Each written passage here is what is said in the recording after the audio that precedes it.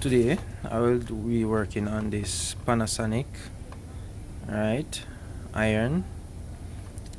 Right, what happened is that the card that they had, it's damaged, right, and they want me to put a plug on it.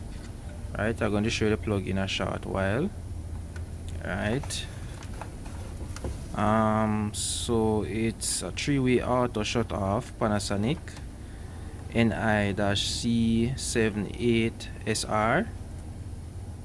Right, I'll show you the specs of it. Panasonic, the model number again, 120 volts, 60 hertz, 120, not 120, 120 volts, 60 hertz, and 1200 watt. Right, and show you where the industry and where it's made.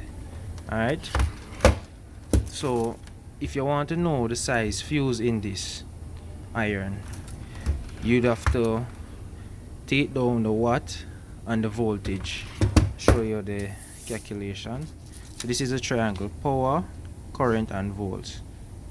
Right, so you want to find amps, right, which is the current. So you cover the I, and the P now, which is the power, which is the watt, and the volts would be the 120.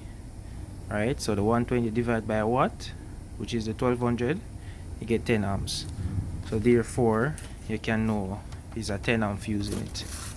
Alright, so as you can see, 3-way auto shut off.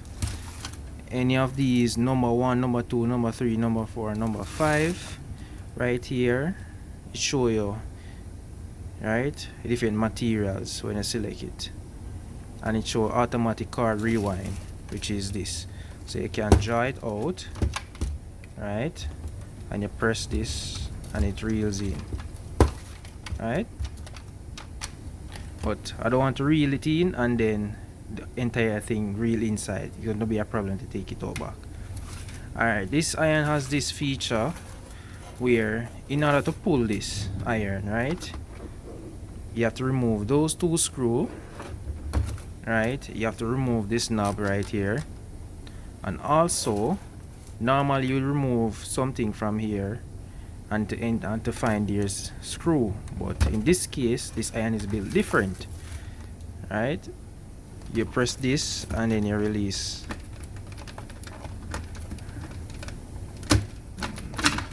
and you release. Right, this is how the iron works.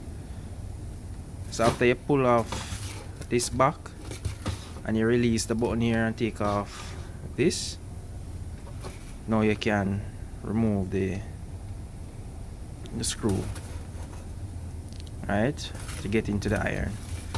So let's not waste any time. I'm just showing you how to remove it. Alright, if anybody out there need to go further into the iron, you know exactly what to do instead of damaging the iron. Right, so let's get to the plug. Well, the iron is working because they push these in and in the socket and the light come up, right, but guys, be careful when you're doing that. Alright, so I'm going to use this 3-pin plug. What happened, the extension cord they're going to plug it in is a 2-pin. It doesn't have the port for the grounds. So what I have done, I have removed the ground pin, right, and turn it into a 2-pin plug. Right, so what I'm going to do, I'm going to seal it with silicone right here, so nothing can enter inside of the plug. Right, so I'm going to show you how is that done. Alright, so stay tuned. Yeah, so what I'm going to do,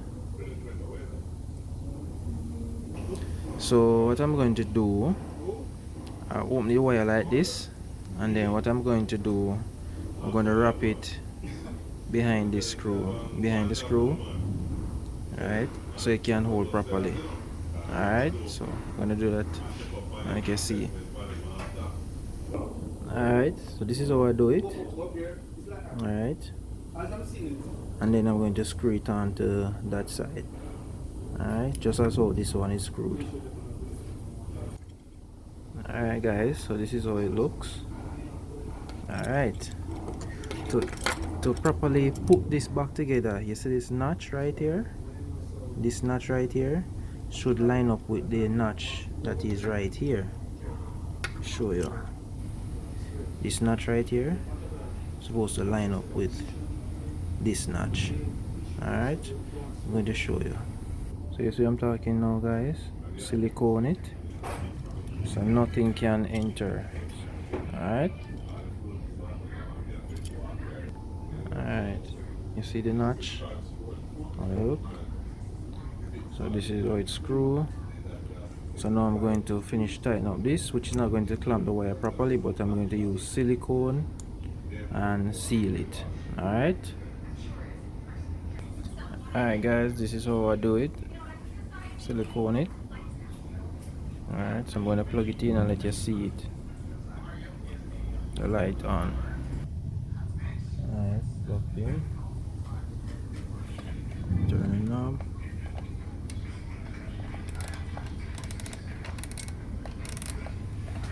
And it's working. Alright, so here we go. Turn it off back. Turn it on back. Alright, so thanks for watching. I hope you guys learned something, and please like, share, subscribe, alright, and comment below. Alright, thanks.